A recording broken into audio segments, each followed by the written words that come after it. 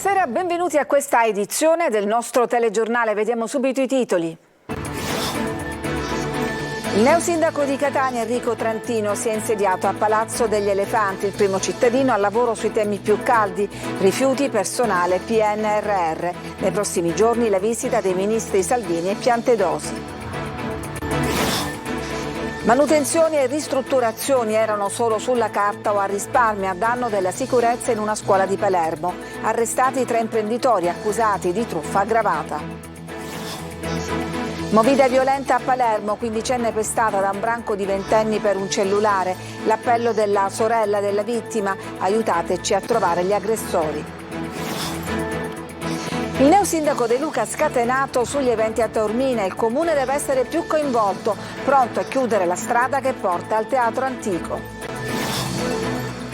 Plastiche e microplastiche inquinano il pianeta. Nella giornata mondiale dell'ambiente le parole d'ordine sono riciclo, riuso e riduzione. Intanto si diffondono le patologie legate al cambiamento climatico.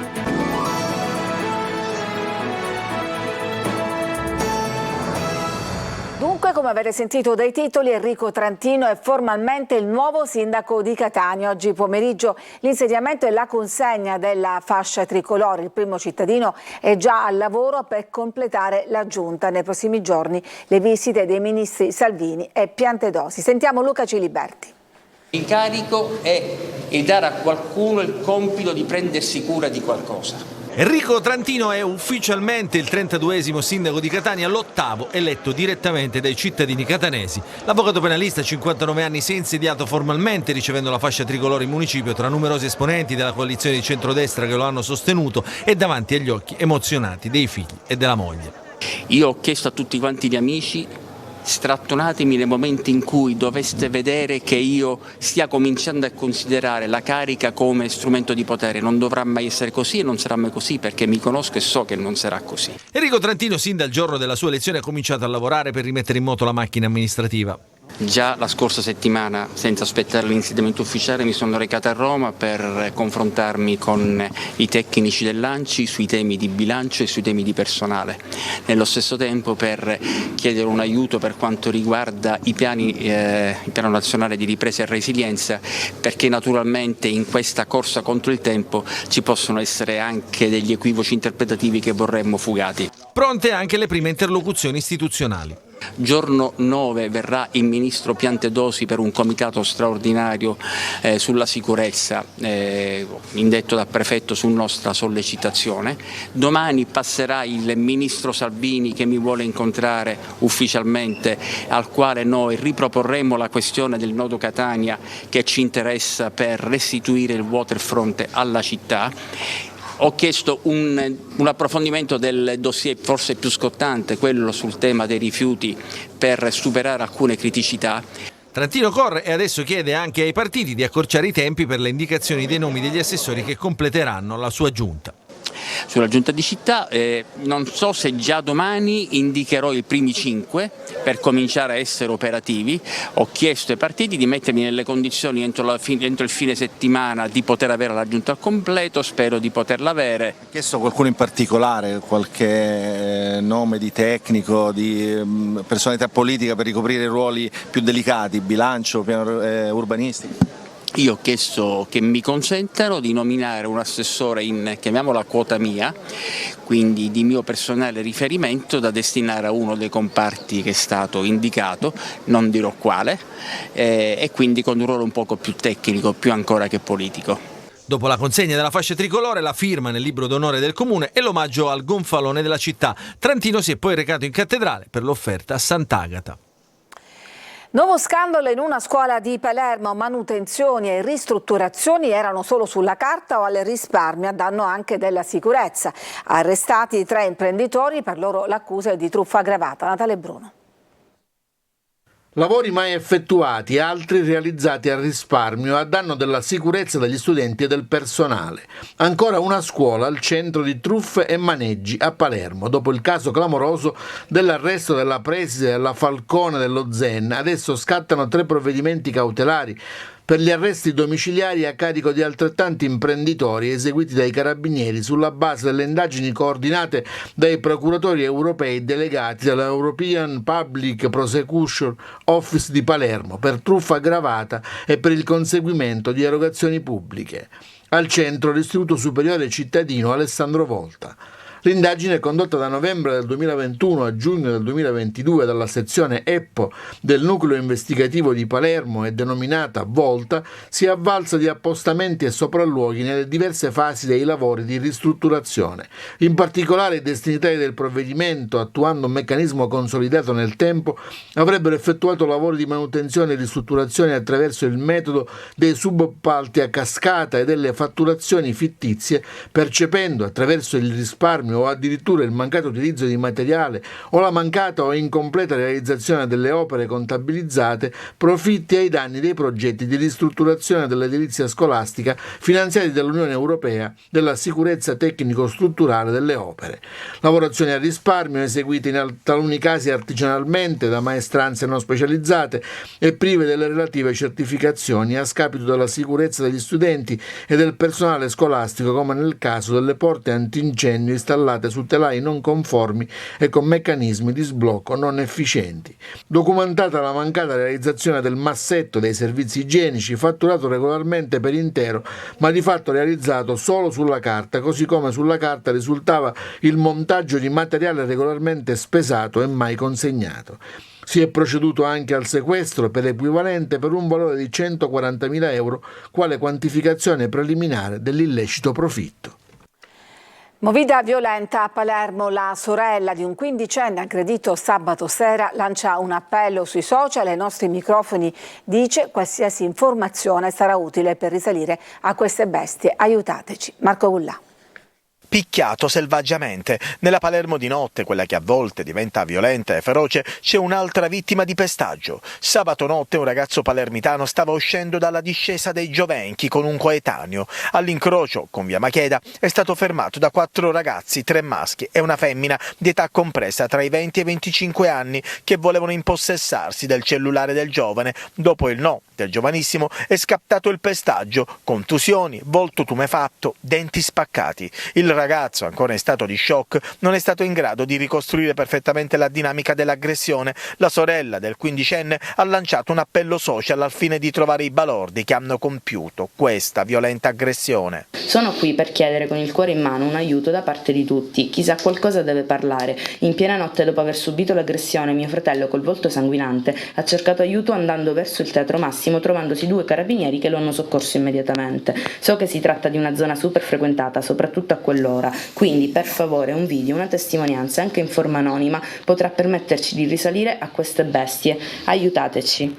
E oggi in via Macheda alcuni commercianti ci confermano che questa strada piena di turisti fino al tramonto diventa poi nella notte pericolosa. Soprattutto ci sono le traverse che sono proprio indicibile, ma quello che fa più paura è vedere questo abbandono senza una presenza reale. Non so se la notte appunto è transitata anche da polizia comunque, perché di giorno ne passano tantissimi e infatti dico la situazione è molto sotto controllo.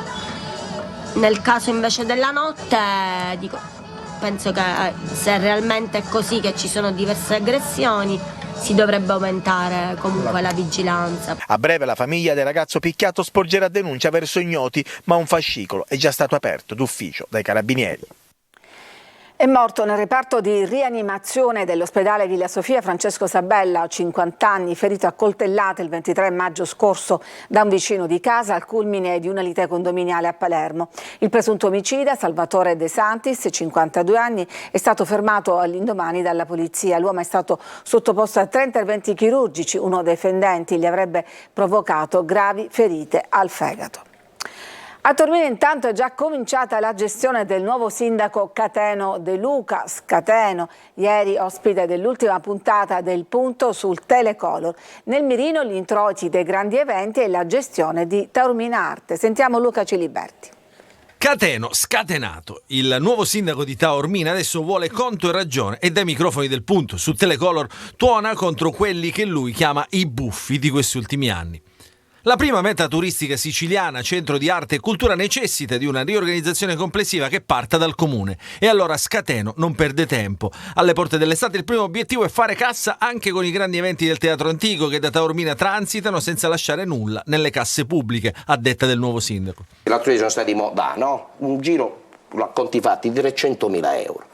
Scusate, ma 300.000 euro ne pagano forse 10.000 per il teatro, perché ora hanno aumentato un pochino il canone. Dopodiché il comune di Taormina ci siamo trovati, io anche a fare il vigile urbano, perché ne abbiamo 2 e gli altri ce li ha concessi la polizia metropolitana. Dopodiché non avete idea, ovviamente, quello che rimane, perché 4.000 biglietti sostanzialmente era il massimo ieri, l'altro ieri quando ci sono stati votati. Scusatemi, e io che sto a fare? Taormina, giugno, luglio, agosto non ha bisogno di food e malavindeta. Parliamoci chiaramente. L'obiettivo sono gli organizzatori degli eventi e dei concerti che dal canto loro si dicono disponibili al dialogo, ma rifiutano l'idea di fare solo cassa, spiegando che la ricaduta sul territorio tra hotel, cene, parcheggio e tassa di soggiorno equivarrebbe a 7 volte circa l'incasso di ogni singolo evento. Ma De Luca non ci sta. Per andare al Teatro Greco si passa dalla strada di cui è proprietario il comune di Taormina, tanto per chiarirci, per cui domani notifico già questa decisione, che si apra subito un tavolo immediatamente, perché non intendo più spendere un solo euro, faccio un'ordinanza e non faccio passare più nessuno e così facciamo ridere l'Italia. E poi bisogna mettere mani al caos tra le vie della cittadina, soprattutto nei mesi estivi.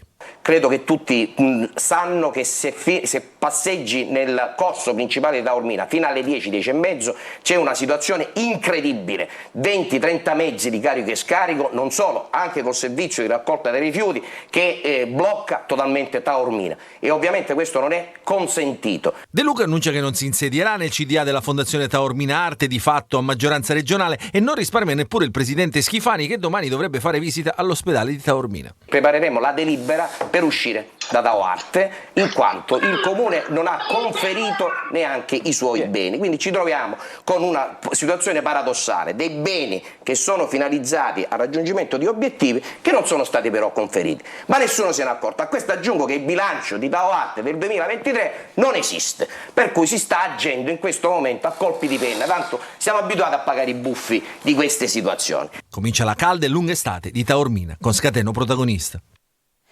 Siracusa invece è l'unico capoluogo siciliano che andrà al ballottaggio il prossimo fine settimana e la campagna elettorale è sempre più accesa. Francesco Aloi. Ancora qualche giorno e a Siracusa sarà ballottaggio. Intanto in città gli animi si riscaldano sempre più. Appoggeranno il candidato del centrodestra Messina, anche l'ex sindaco Garozzo e Mangiafico. Nella coalizione però c'è un po' di mal di pancia. La Democrazia Cristiana pare voglia staccarsi per sostenere Italia. Non ritengo ci siano problemi e se c'è qualche sbavatura sarà sistemata in corso d'opera. Il sindaco uscente potrà contare su Bandiera, che al primo turno aveva corso con 3 liste civiche. Una di queste, l'UDC, però si è sganciata a favore di Messina. È chiaro che quando si integrano dei programmi, questi programmi poi vanno realizzati e Bandiera è la persona più adatta e anche più coerente politicamente rispetto alla mia proposta politica. Non tutti gli apparentamenti piacciono agli elettori e sui social sono tanti i post di critica. Intanto uno dei temi principali su cui si gioca la partita è la mobilità, le piste ciclabili soprattutto. Tutte le persone che sia nella precedente giunta che nel precedente consiglio comunale hanno votato le piste ciclabili sono insieme a Ferdinando Messina, che era presidente della commissione viabilità e trasporti. Il consiglio comunale ha deliberato i chilometri e il fatto che bisognava realizzare le piste ciclabili, le modalità, intendo il biciplan e la delibera di giunta che approvava il progetto esecutivo, è in corpo all'amministrazione Italia. E pare che il PD, che sosteneva Renata Giunta, arrivata terza, starà a guardare. L'unica certezza è che da lunedì ci sarà un sindaco, nuovo o vecchio, lo sceglieranno i siracusani. Incidente all'Iperi nel tratto di mare antistante Punta Castagna. Una barca a vela si è scontrata con un aliscafo. I passeggeri, 2 adulti ed un bambino di appena 1 anno, sono caduti in mare e sono stati soccorsi da un marittimo che si è tuffato e li ha issati a bordo mentre la barca a vela colava a picco. L'autorità marittima ha avviato accertamenti sulle cause di questo incidente.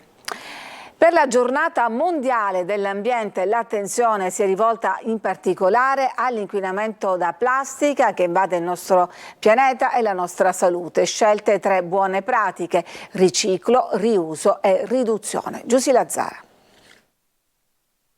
Elimina l'inquinamento della plastica, chiaro e diretto, quasi un imperativo, quello della giornata mondiale dell'ambiente voluta dalle Nazioni Unite nel 1973.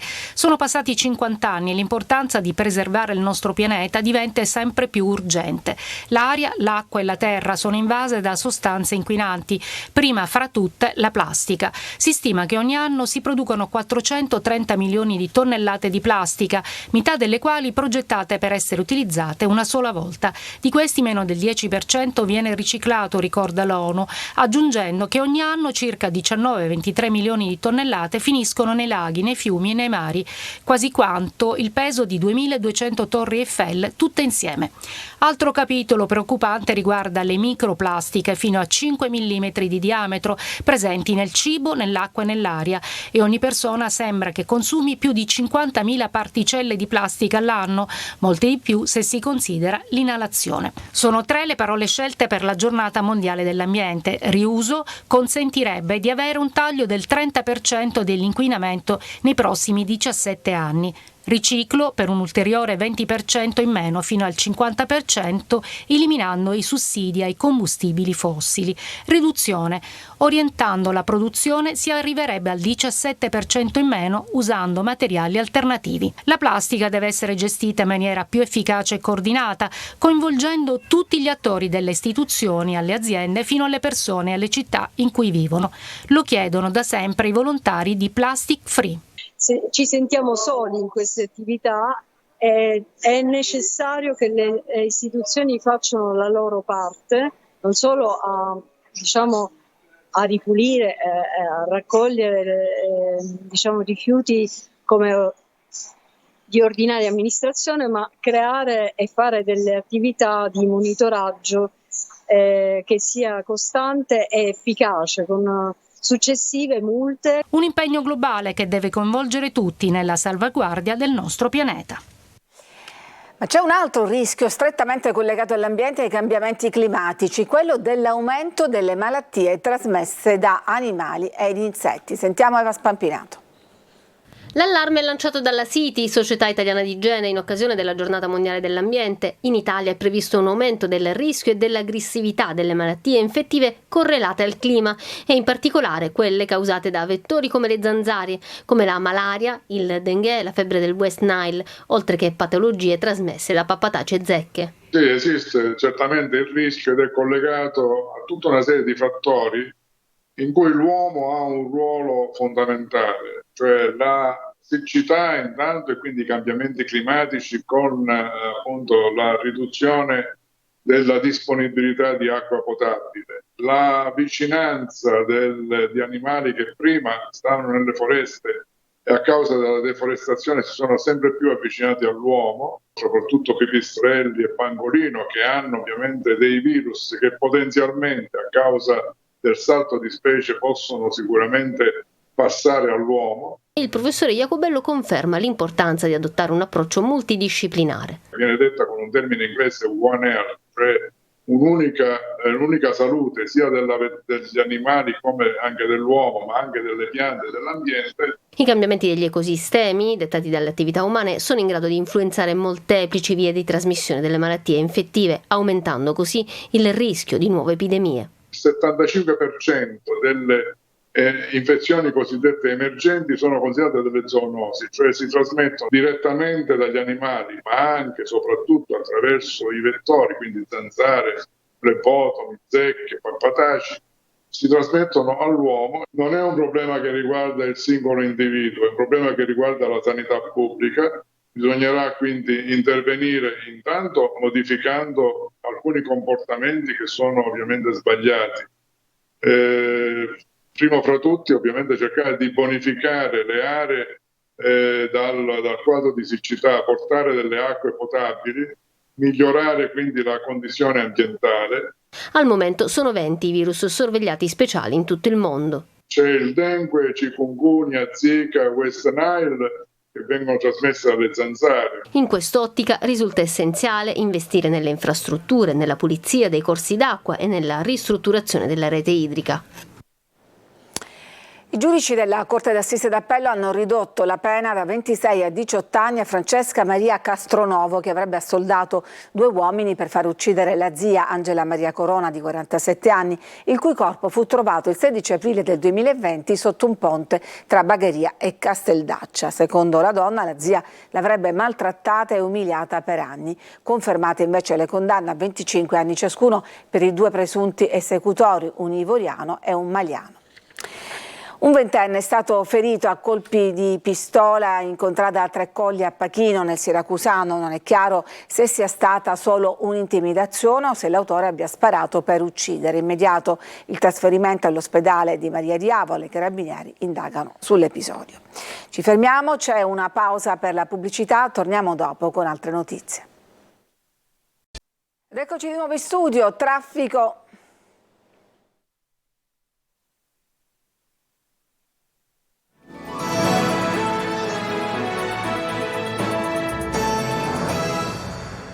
Eccoci di nuovo in studio, traffico infernale questa mattina sulla circonvallazione di Catania in seguito a nuovi lavori di riqualificazione del manto stradale, dei marciapiedi e della bonifica degli alberi lungo il tratto da Viale Odorico da Pordenone fino all'incrocio con Viale Fleming e sulle 2 carreggiate. I lavori proseguiranno su questa parte dell'arteria per circa 10 giorni, sabato incluso. Con la chiusura delle scuole fra qualche giorno il traffico dovrebbe alleggerirsi. I cantieri fanno parte della complessiva riqualificazione della circonvallazione di Catania per un totale di 10 chilometri. E siamo agli spettacoli. Danilo Rea porta al Teatro Massimo Bellini la grande opera in jazz. Il celebre pianista ha duettato virtualmente con le stelle della lirica del Novecento. Eva Spampinato.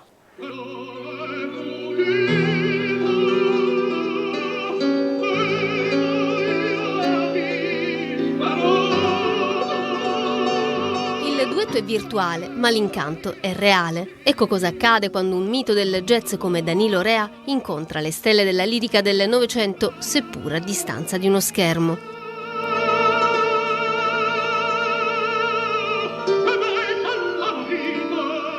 E questa è l'idea di partenza dello spettacolo La grande opera in jazz, Danilo Rea e le stelle del canto, una carrellata in cui il celebre pluripremiato virtuoso del pianoforte si lascia ispirare dall'estro dell'improvvisazione e accompagna le voci di Maria Callas, Caruso, Mario del Monaco, Beniamino Gigli, Amelita Galli-Curci, Alma Gluck, Giacomo Lauri Volpi.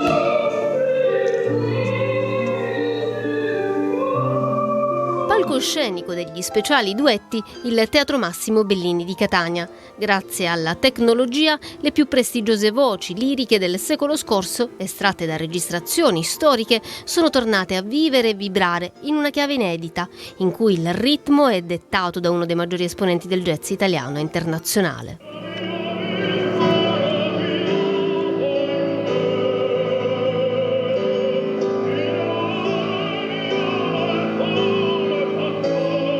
Melodia e improvvisazione sono le passioni del pianista vicentino, amatissimo dal pubblico.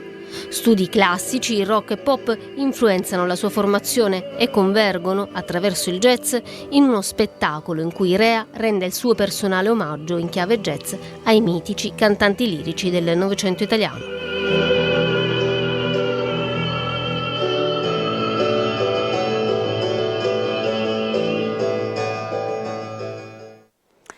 Ancora una pausa e poi torniamo con la pagina sportiva.